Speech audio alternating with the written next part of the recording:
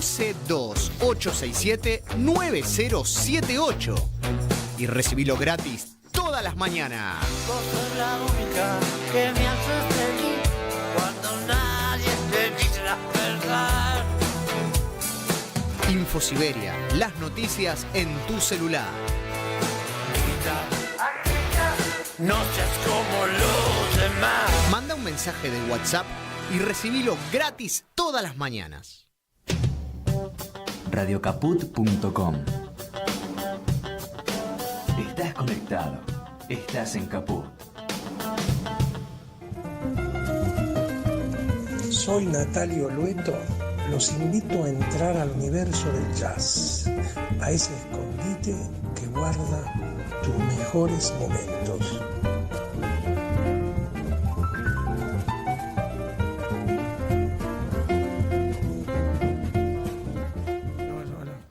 Buenas noches, queridos amigos, amigas, amantes del jazz. ¿Cómo están? ¿Cómo le están pasando? Bueno, tenemos pensado para esta noche hacer una presentación especial, un invitado especial. Muchísimos músicos y amantes del jazz lo han escuchado a través de décadas, creo yo, desde aquellos años 90 hasta la fecha, en diferentes agrupaciones, en forma de solista, en fin, acompañando músicos. El trompetista, músico, arreglista y docente Juan Cruz de Urquiza, que lo tenemos aquí mismo.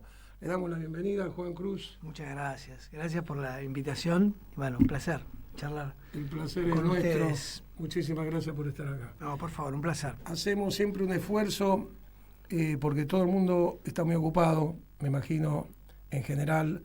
Los músicos a la noche trabajan, entonces yo sé que hay un esfuerzo sumado al hecho del trabajo de cada uno, un esfuerzo en venir a la noche a la radio, por eso estamos más que contentos en tenerlo acá.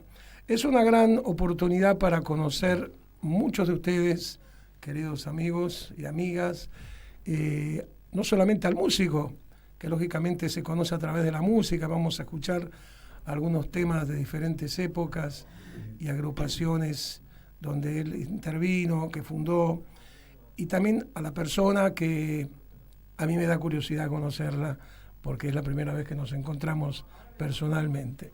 Entonces, alguna preguntita podría pasar por la pregunta de siempre. ¿Vos estudiaste música?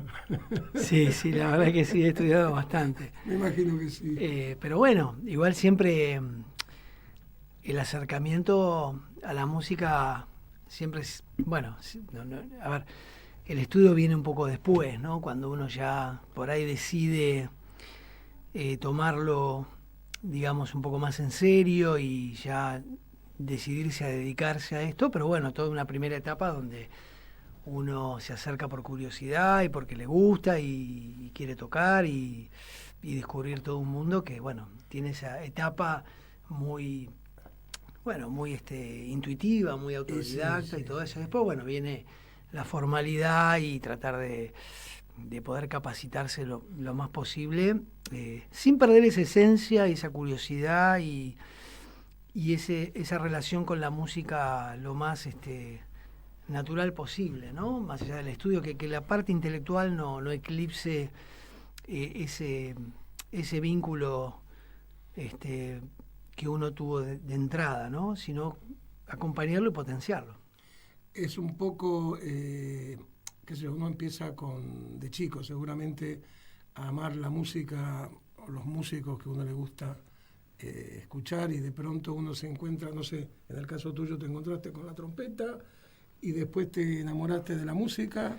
Bueno, o fue al revés, te enamoraste de la música y después elegiste un instrumento. No, yo de chico me daba cuenta que, bueno, me resonaba mucho melodías y cosas, y siempre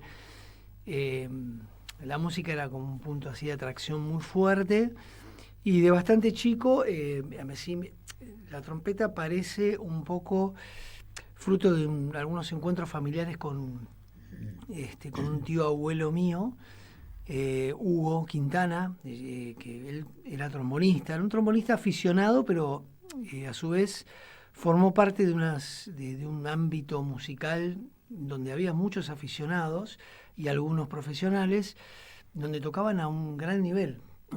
Formó parte de un grupo que se llamaba los Rhythm Makers. Y bueno, eso fue en los años 50 aproximadamente. Los River Makers. Rhythm Makers. Rhythm Makers. Rhythm No sé por qué me Makers. suena, pero bueno. No, es que en su momento, pasa que bueno, ya pasaron Sí. muchos años, pero en su momento hicieron mucho ruido. O sea, ¿Acá en Buenos Aires? Sí. Tocaron con figuras que, bueno, son conocidas como Pipo Troyes, el mismo Chivo Borraro. Con Pipo Troyes, sí. Sí. Bueno, Pipo Troyes es médico, o sea, digo, eran aficionados, gente que no se dedicaba Justamente. 100% a la música, pero lo hacían a gran nivel. Bueno.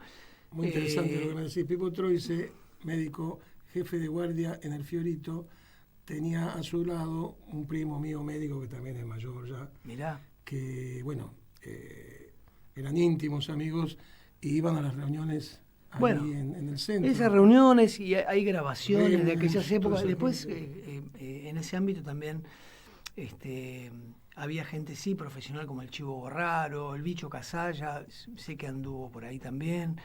Entonces, bueno, se armó ahí todo una movida musical muy importante de aquellos años. ¿Con tu abuelo estás hablando? Tío abuelo. Tío abuelo. Sí, tío abuelo. el hermano de mi O abuela. sea, no eras vos, era él.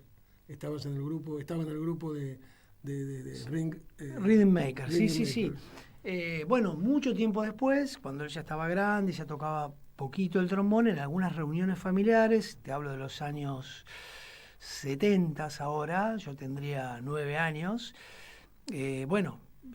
sacaba el trombón y yo realmente alucinaba mucho, ¿no? Claro, me imagino. Con ese instrumento y bueno, yo quería un trombón, pero era muy chiquito y entonces ahí un poco mi tío abuelo le sugiere a mi viejo, ¿por qué no una trompeta, ¿no? Que era, digamos, de la misma quizás. familia. No sé si pasó previo, pero era algo, digamos, similar en el sentido de que es un instrumento de la misma familia y de un tamaño más accesible Exacto. a un niño de 9 años. Y bueno, ahí es donde surge un poco lo de la trompeta. ¿Y vos querías la trompeta en eso? Bueno, yo quería el trombón de alguna manera, pero era porque lo que conocía, ¿no? Claro, A través de mi tío abuelo. Y la trompeta, bueno, fue así como una cosa muy explosiva, ¿no? Pero también muy lúdica, algo de fruto de ese momento. Yo era, insisto, era un niño, estaba por cumplir 10 años, pero toqué bastante en distintos momentos de esa etapa, entre los 10 y los 12, después entre los 15 y los 16, pero también, bueno, obviamente en esos tiempos, posterior a ese primer momento de encontrarme con la trompeta, también toqué un poquito la guitarra. Ya en la adolescencia, en la secundaria, yo escuchaba más rock. Claro. Y tocaba la guitarra y me sacaba temas bueno, o sea, ya la música era como algo más. El jazz había evidentemente ya prendido fuerte, aparte se escuchaba en casa mucho jazz, muy buen jazz más clásico, ¿no? Ellington, Basie, sí. Bueno, ese tipo de jazz más clásico, big bands. Y bueno, contemporáneamente, digamos, sí, en ese mismo momento también otras músicas que yo escuchaba y tocaba como te decía, con la guitarra y demás, hasta que, bueno, terminando el colegio, ahí decido finalmente dedicarme a la música, empezar a estudiar y todo eso. Y ahí donde la trompeta pierde un poquito de protagonismo, yo entro a estudiar música y ya empiezo como a interesarme más por la composición, más en un ámbito de música contemporánea y demás. Ajá. ¿Es la época de Quinte Plus, más o menos? No me acuerdo bien qué años es. ¿A qué te referís con Quinte Plus? Al grupo, a la agrupación. Pues yo no tengo nada que ver con el Quinte Plus. No, vos sos... No. No, está bien, no te entendí la pregunta. Vinieron antes ellos que vos. Sí, estamos hablando de los años 60. Quinte Plus, yo no me acuerdo de qué años, si 60 o 70, pero 60, yo ya te estoy hablando 70. De los años 80. Claro, vos sos... Yo terminando el colegio en el año 82, año 83, empiezo a estudiar música en la UCA, pero ahí el ámbito era más de música contemporánea, académica, y yo empiezo como a interesarme por la composición contemporánea hasta que accidentalmente... Ya transitando mi segundo año, ahí tengo como un reencuentro muy fuerte con la trompeta. Y ahí medio que me doy cuenta que era por ahí, ¿no? Que la beta mía era la trompeta y el jazz. Claro, puntualmente. Automáticamente. Ya con casi 20 años, ¿eh? Sí, sí, sí. Ahí es donde habías yo- transitado mucho tiempo de Sí, música. ya, ahí es donde yo descubro verdaderamente mi beta musical, más allá que ya había decidido dedicarme a la música y ya estaba estudiando música seriamente y dedicadamente, pero donde yo encuentro, bueno, mi camino es por acá, es más a los 20 años, casi 20 años, y ahí entiendo que lo mío es eso, ¿no? Quiere decir que vos con 20 años, estamos hablando de qué año, ¿85? Exactamente, En el claro. 85, vos sos del 65. Exacto. En el 85, o sea que vos no llegaste a vivir la época de la jazz and pop. No, Le no, la pasaste- época de oro no, la verdad que no. No. Pero conociste a mucha gente, me imagino. Bueno, el jazz y pop, el más reciente sí, y conozco toda esa gente, por supuesto, hasta Arita, el Negro González, Exacto. pero no he frecuentado, porque yo, ya te digo, recién yo empiezo a asomar la cabeza dentro del ámbito jazzístico en el año 86, 87, recién ahí. Yo creo que ahí jazz y pop, el último, el de San Telmo, no el más reciente, el que está ahí en la calle Paraná. El otro se rodó en 74, 78, 78, 84. El 84 cierra. Ok, Ya sé, claro, ya sé. y yo empiezo como a frecuentar el ámbito más en, como te decía recién, 86, 87. Claro, claro, Obviamente claro. supe muchísimo de lo que sucedía ahí y todo, pero no llegué a frecuentarlo ni a conocerlo, ni siquiera. Claro. Bueno, yo no estaba acá tampoco, lamentablemente esa parte no la pude vivir. Yo estaba en Estados Unidos, estudiando, trabajando, y después empecé a conocer, cuando regreso de Estados Unidos ahora, Sí. que me quedo de hace 3 años que me estoy quedando en Argentina, empiezo a conocer, conocí a los músicos de nombre y por la música, pero Claro. personalmente no. Claro. Pero entonces me empiezo a conocer gente que los conocí, entonces de ahí empiezan las historias. Entiendo. Y me queda esa nostalgia tremenda, porque la música la tengo en mí. O sea, yo me agarro de su música, que es lo que más me interesa. Y luego me agarro de la vida del personaje, porque Está muy bien. son personas que sintieron, Por supuesto. en cada uno en su medida, algo muy parecido, que era creativo, ¿no? Pero quería volver a lo que vos estabas diciendo de cuando entraste cuando te decidiste trompeta y jazz. Sí. ¿Te manejabas como compositor? ¿Estabas componiendo algunas cosas? No, en ese momento no. A ver, yo estaba estudiando, como te decía, digamos, en ese entorno académico me interesaba apuntarle a la composición contemporánea, pero bueno, en ese interín aparece lo de la trompeta y yo ya me empiezo a dedicar a ser instrumentista y empezar a entender el lenguaje del jazz, ¿no? Ya de manera, a ver, yo ya de chico tocaba un montón de temas clásicos de jazz. Yo iba a una academia que la dirigía Carlos Balmaceda, que supo tocar en la Porteña Jazz Band, todo ese ámbito de jazz más tradicional, ¿no? Sí, Y aprendí un montón de temas, pero bueno, no sabía lo que era una progresión armónica y cómo improvisar dentro de una forma musical, o sea, lo podía imitar de alguna manera muy precaria, pero no tenía verdaderamente un conocimiento y un control de cómo hacerlo de manera más más contundente, más seria, con más control, ¿no? Entonces ahí empiezo ese camino muy dificultoso, porque pensemos que en el año 86, 87, o sea, no teníamos ni internet. Claro. El ámbito jazzístico muy diferente al de ahora, no había instituciones donde ir a estudiar. Claro. Había referencias, pero mucho menos que ahora. Y también de muchos muy buenos solistas, hechos también de manera muy autodidactamente, entonces era difícil recurrir a ellos para recibir información de ellos. Pues se podía aprender, por supuesto, porque eran grandes maestros de alguna manera, pero no tenían de alguna manera esa posibilidad de transmitir una información que ellos a su vez habían recibido de manera muy...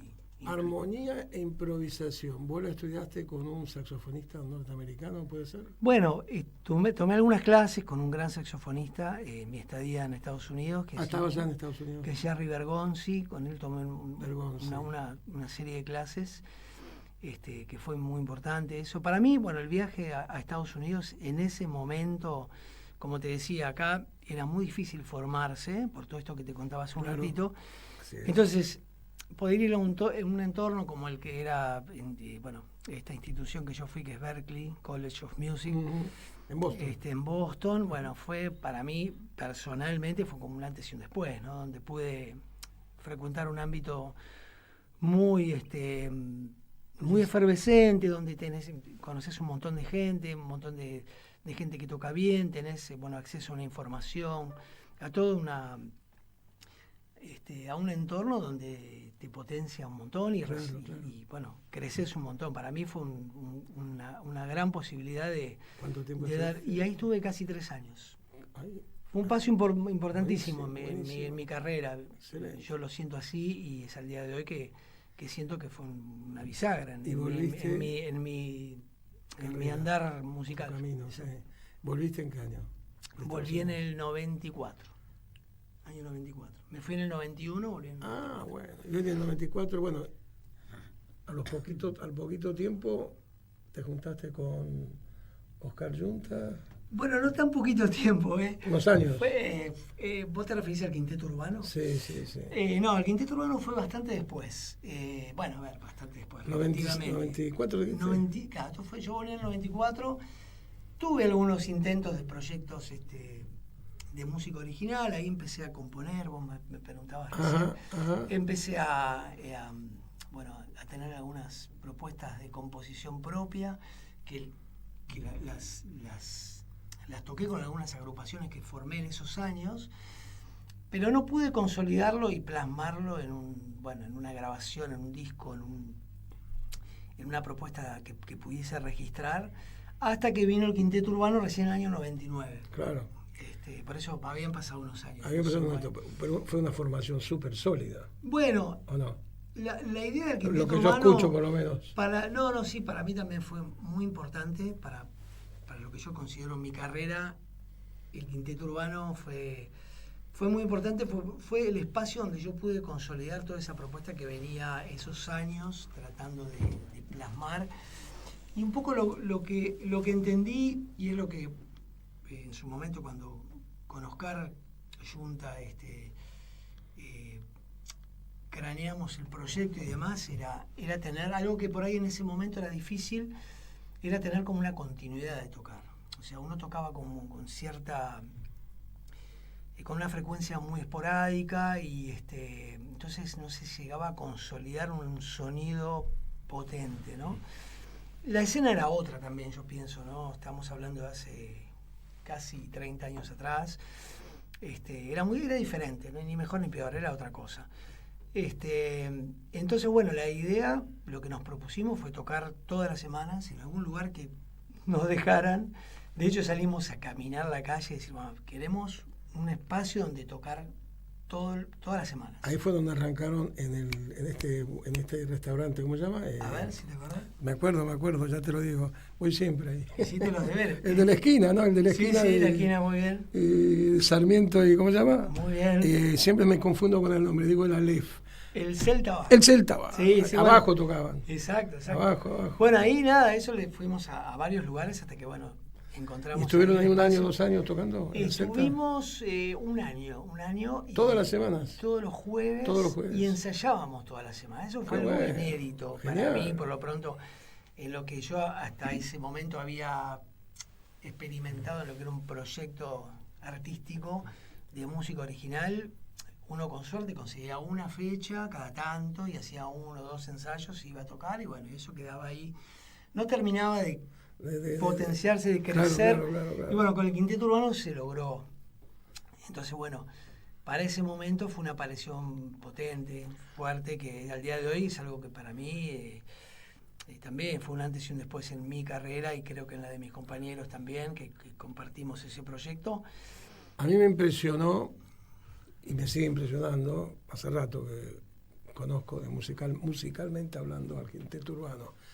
Me impresionó, por ejemplo, cómo traía, por ejemplo, este tema Malón, que creo que es el primero del primer de los 3 discos, ¿no?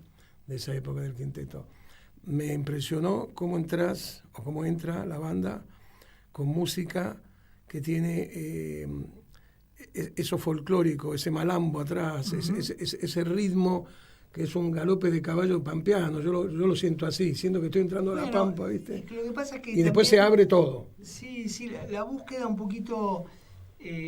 después eso también fue tomando otros caminos, pero lo que sucedió un poco ahí, más allá de la propuesta que tenía que ver con esta cosa de continuidad, de ensayar y tocar todas las semanas, como darle al proyecto un rodaje que pudiera alimentarlo y convertirlo en algo contundente. Después, bueno, la búsqueda en términos compositivos, desde mi óptica al menos, y en cierto sentido de algunos de mis compañeros también, era lo que estábamos componiendo también conllevaba elementos de la música argentina. Estaba con Sisi en el piano. Diego Schisi, Rodrigo Domínguez, Guillermo Delgado y Oscar Yunta. Exactamente. Yo tenía ese tema, Maló,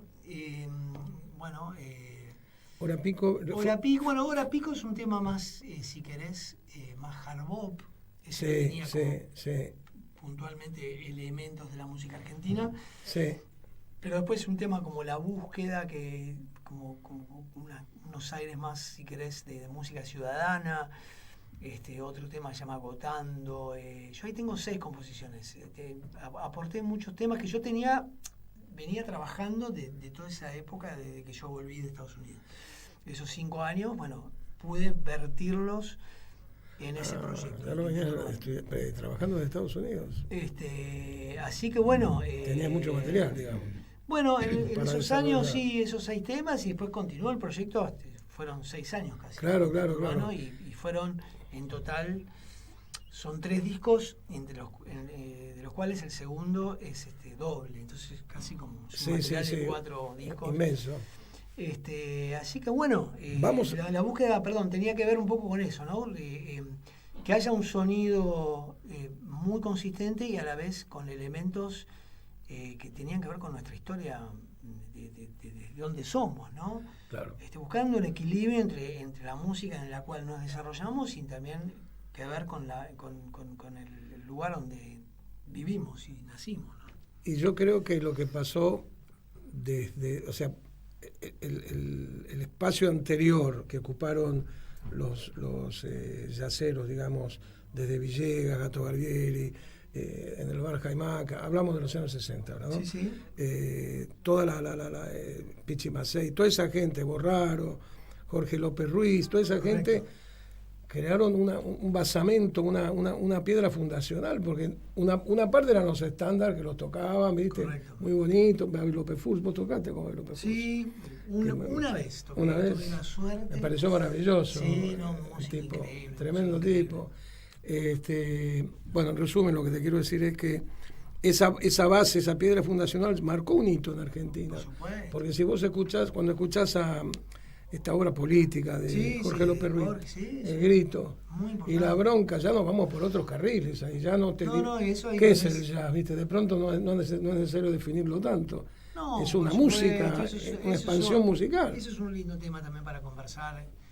Siempre me acuerdo de ese pequeño, de un reportaje a Mingus que le dicen, ¿qué es el jazz? Y le dicen, no sé ni me importa. Exactamente. No vale la pena tampoco entrar en esos rótulos. Claro. Lo importante es expresarse y encontrar en este ámbito musical la libertad de poder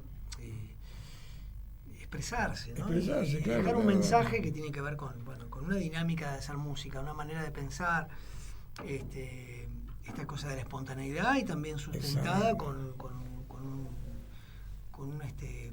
una pata compositiva, ¿no? Que eso yo creo que fue un lindo aporte, y creo que ahí en fines de los 90 empieza a haber un montón de proyectos donde ya la música original en jazz argentino empieza a tener un peso importante y un sonido que tiene que ver con esa etapa del jazz argentino, que es a partir de los 2000, ¿no? Es una cantidad de gente que inclusive muchos muchachos vinieron de estudiar en Berkeley, allá también. Sí. Volvieron para acá en esa época.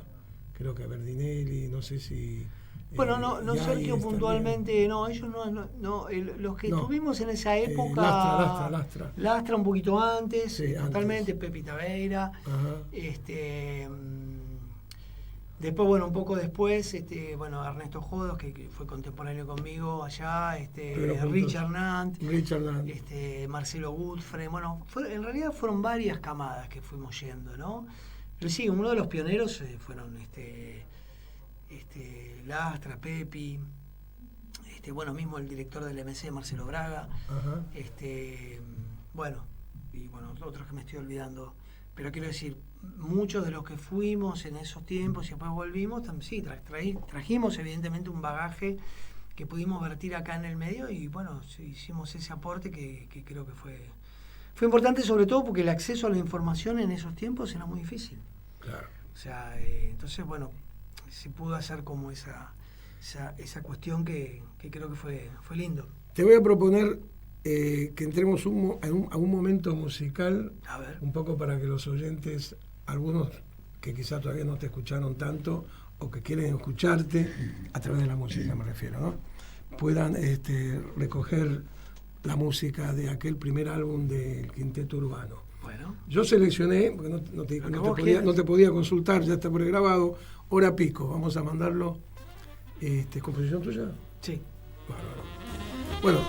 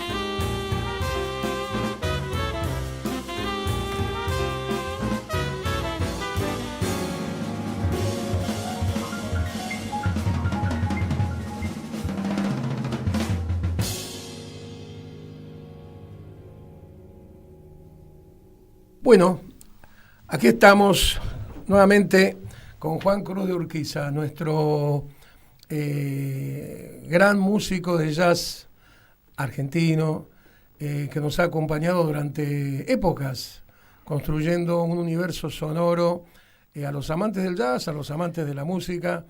Y lo que me gusta mucho, ahora que lo estoy conociendo en forma personal, es, a ver cómo se puede decir en palabras sencillas,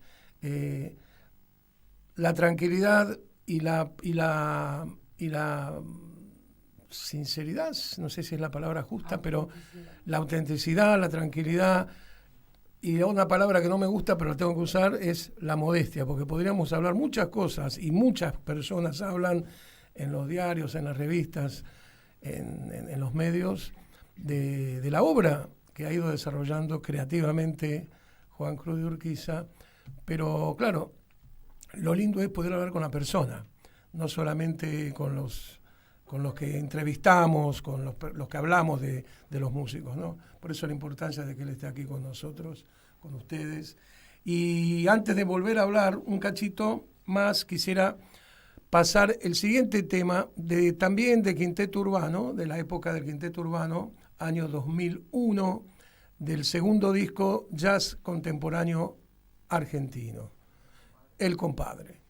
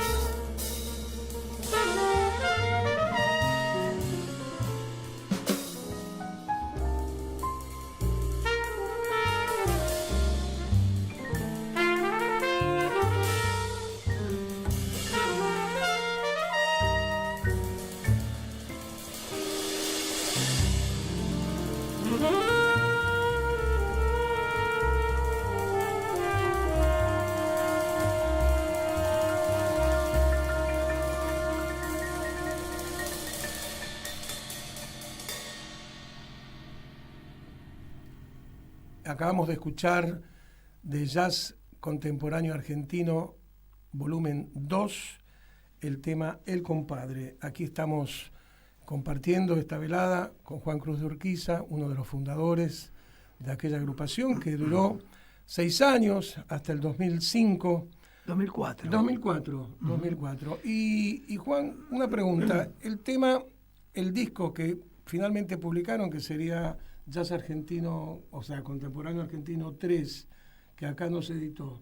¿Cómo fue esto, que lo editaron afuera? Bueno, surgió la posibilidad de editarlo en un sello español, Fresh Sound, y bueno, avanzamos con esa idea, nos parecía importante. De hecho, presentamos ese disco en Barcelona, en un festival muy importante, el Festival de Terraza.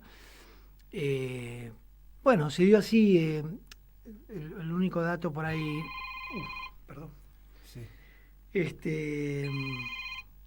El único dato así por ahí no tan positivo es que no es un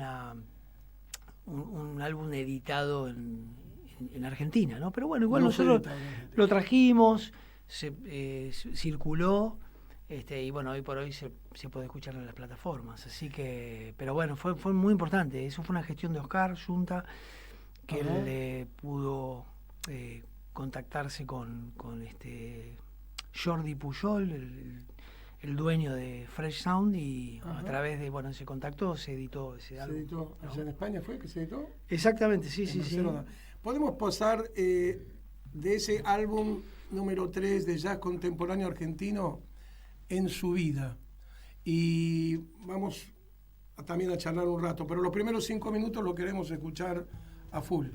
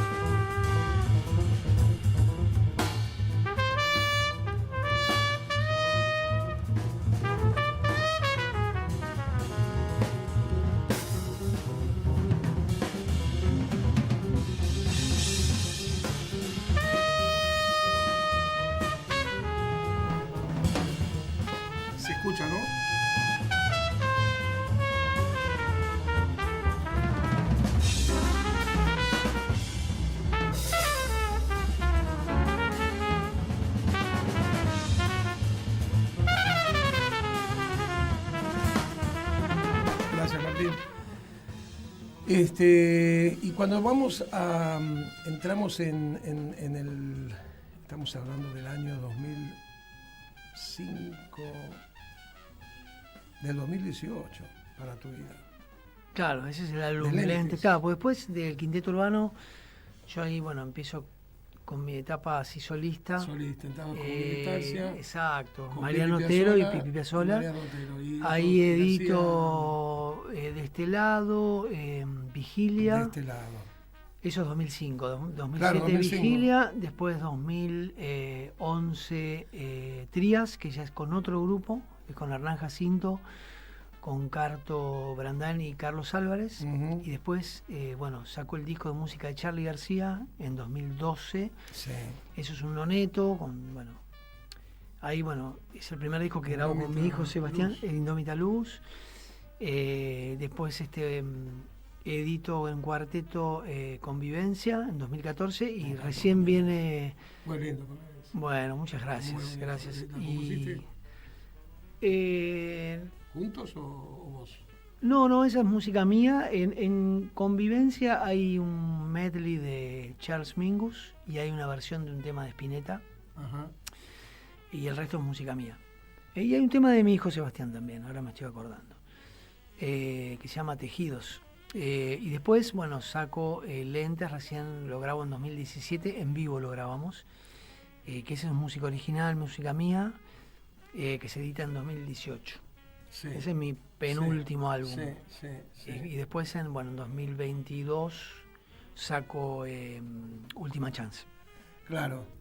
Última Chance, que si mal no recuerdo, está cantado también. Hay un par de canciones, es mi debut como... ¿Es tu debut como cantante? Sí. Con música cantada, digamos. Sí, no, y uno de los dos temas yo lo canto. Me animé a cantarlo. Fue toda una experiencia que de hecho tengo ganas de continuar cuando retome la senda de la composición, porque para mí la composición es algo que me motiva mucho y es una gran parte de mi búsqueda, pero yo me siento más instrumentista, esa es mi vida cotidiana, digamos, y la composición es algo que hago por temporadas, ¿no? Pero instrumentista y arreglista. Sí, Estás en también, el grupo, ¿no? sí, pero principalmente mi fuerte, a lo que yo me dedico principalmente es a ser instrumentista e improvisador. Claro. Después, por supuesto, como actividades que potencian un poco esa beta principal, está la composición, arreglar, todo eso va de la mano, pero el eje un poco de mi propuesta pasa por ser trompetista de jazz, ¿no? Sí. Estaba escuchando el otro día justamente un tema de este disco de Miguel Tarsia, Epifanía, donde los arreglos los haces vos, si mal no recuerdo. No creo, ¿eh? ¿No? No, álbum de él no creo, no. ¿No? Que yo ya he hecho arreglos. ¿Qué será eso que decís? Es ese es- muy bucólico, es muy barroco en algún momento. Sos vos tocando la trompeta Sí, o el fliscornio, una de las eso dos. sí, pero no arreglos míos. ¿No arreglos tuyos? No, de disco de Miguel Tarsia no. Sí participé en muchas de sus propuestas, él también en mías.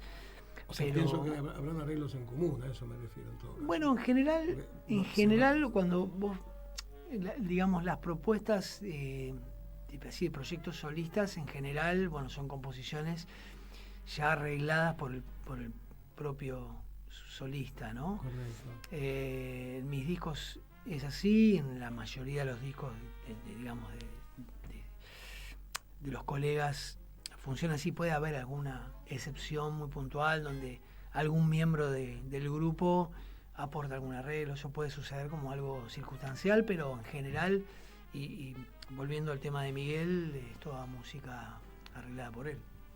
Se nota, como lo escuché tanto a Miguel, yo me doy cuenta que es la impronta de él, pero yo pensaba, por eso la pregunta que te hice, que la parte de arreglos, es decir, la parte donde entras vos con la trompeta Sí. o el fliscornio, lo vi me cuesta trabajo entender que en una cabeza se puedan hacer todas las variaciones que hay en ese tema, de estilo, porque no es un tema previsible. Sí, entiendo. Para Bueno, mí. habría que ver qué momento. Hay cosas que están escritas, hay cosas que son parte de... ¿Hay improvisación? Hay improvisación también, por ok. supuesto. Ok, Pero eso. bueno, a veces, viste, por el concepto de la propuesta en sí, hay veces que está más delimitado eso, uno como puede advertir con más facilidad la parte escrita y después, bueno, empieza la parte de solos. Y a veces la composición va como mutando hacia un espacio improvisativo. Eso depende un poco del concepto de la propuesta, ¿no? Correcto. Vamos a aprovechar. Elegí vos, porque tenemos escasos minutos. Si te parece, ante todo, quiero preguntarte qué estás haciendo ahora, o sea, a nivel presentaciones. Bueno, mira, actualmente tengo, te podría decir, 2 proyectos, uno de música original, que es Argentum, Jazz Quinteto, también juntamente con Oscar, que bueno, ya compañero de ruta de años. Grabamos un disco el año pasado, está por salir este año a través del Club del Disco. Esa es toda música nuestra. Claro. Estamos con Ricardo Cavalli, con Guillermo Romero y con Jerónimo Carmona. Ese disco está grabado, bueno, hay composiciones mías, composiciones de ¿Y va a salir Guillermo ahora? y de Ricardo. Va a salir próximamente. Próximamente. No te puedo adelantar la fecha porque no la sé. No, pero ahora. Pero pronto, bueno, en algún aspiramos momento a que pronto. sea pronto. ¿Y la presentación del disco? Y eso está un poco supeditado a que tengamos ya una fecha de lanzamiento. Ok. Y después va a tengo- ser acá en el circuito acá local. En principio sí, obviamente después, bueno, trataremos de darle la mayor trascendencia y proyección posible, más allá de los límites. Desde ya considerá locales. que nos encantaría tener la oportunidad de acompañarte a través de la difusión, ¿no? Por supuesto, y Obvio. siempre se agradece muchísimo eso. Y después, bueno, estoy tocando en una agrupación nueva donde hacemos estándares, digamos, versiones originales de canciones estándar de jazz, ¿no? Ajá. Y ahí estoy con un grupo de gente joven, entre las cuales está mi hijo, no Sebastián, el contrabajista, sino Tobías, que él es baterista. Está interesante, él, ¿no? está una bajista que se llama Juana Gramigna, una bajista joven muy, muy increíble, que tiene un futuro, un potencial impresionante. Y otro guitarrista, un guitarrista también muy joven, que se llama Tomás Rivero, también o sea, ya son realidades como músicos, pero a la vez yo veo en ellos una proyección y un futuro, un potencial realmente muy importante, y disfruto mucho de compartir con ellos tan jóvenes este proyecto donde estamos tocando. De hecho, tenemos varias fechas próximamente, en Virasoro, en Telonius. Buenísimo. Así que bueno, eso es un poco lo que está sucediendo actualmente. ¿Ponemos de fondo para tu vida? Digo, arrancamos bien 2 minutos y después de fondo. Porque si no, lo vamos a perder.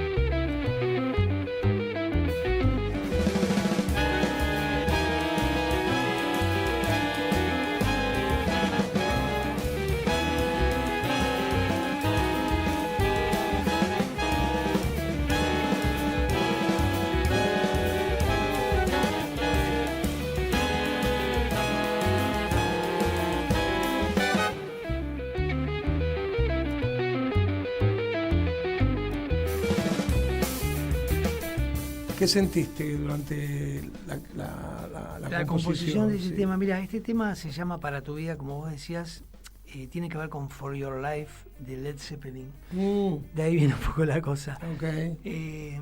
Yo en 2012 había hecho un repertorio de música de Led Zeppelin junto con Sebastián, mi hijo, que es el que toca el contrabajo en este disco, y un arreglo que hicimos de este tema For Your Life, esa rítmica que escribí para ese tema de Led Zeppelin, lo traje a esta composición mía, esa idea rítmica, ¿no? Entonces quedó como un resabio de esa etapa que hicimos la música de Zeppelin, que eso no se grabó, se podría haber grabado, pero bueno, quedó en unas presentaciones en vivo muy... ¿En dónde fue? Eso fue en Telonius, en el viejo Telonius. Sí, para mí fue la verdad que una linda experiencia compartir, sobre todo con mi hijo Sebastián, que él es también muy fan de Led Zeppelin, y bueno, él transcribió un montón de temas y yo los arreglé, y tocábamos con Lucio Baldini y Oscar Junta. Y de ese bump, de esa idea rítmica, más trabajando con un modo de Messiaen, surgió este Para tu vida, ¿no? Claro.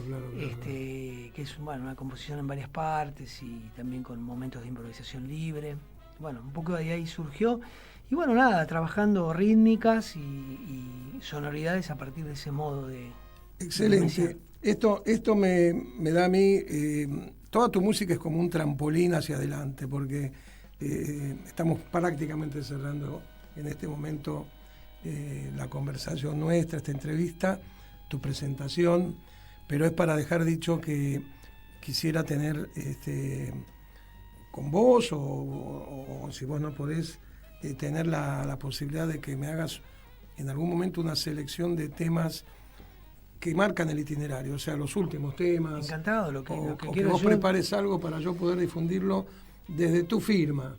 No quiero ser yo que selecciono. No, igual todo, vos ¿no? Sentite libre a hacerlo, pero yo contá conmigo y quiero que sepas que estoy muy agradecido de que tengas este espacio para nosotros para difundir lo que hacemos. Mira, creo, yo me siento, viste, como músico, de corazón, digo, me siento amigo de la música, obviamente igual que vos, de la música en general, el laburo que hace el músico, para mí es esencialmente una expresión de su espíritu. Entonces, yo no comparo, ¿viste? Pero yo lo disfruto.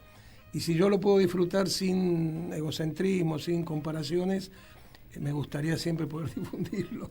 Pienso que hay gente que lo disfruta igual y no necesita, ¿viste?, que le digan sos el mejor esto, sos el mejor aquello, porque eso no sé si suma, perdóname. Creo que lo que suma es el laburo, la creatividad, el expresarle a la gente la música, vos como músico, ¿no? Y no, insisto, yo te agradezco mucho este espacio para poder hablar de lo que hacemos, es fundamental para nosotros, así que muy agradecido. Maravilloso por la invitación tenerte, conocerte. Bueno, muchas gracias. Tus viejos no eran músicos, ¿no? No, muy melómanos, pero no músicos. Escuchaban mucha música, y bueno, ahí empezó también. Sí, claro. Ahí empezó la cosa. Muy importante eso ha sido.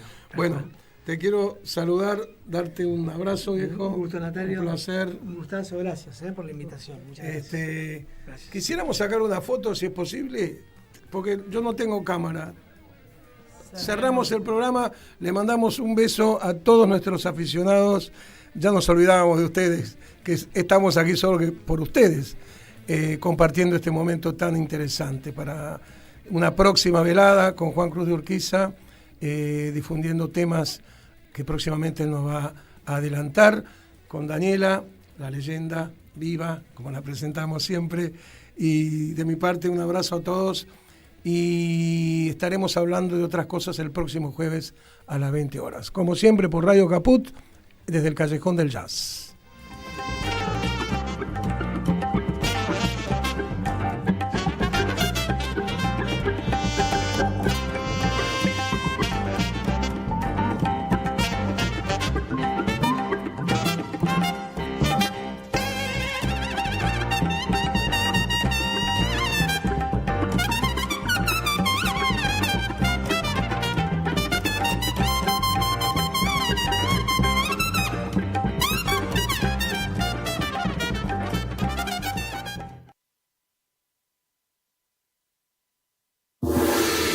¿Querés arrancar la mañana bien informado? Rompelo. Infosiberia, las noticias en tu celular.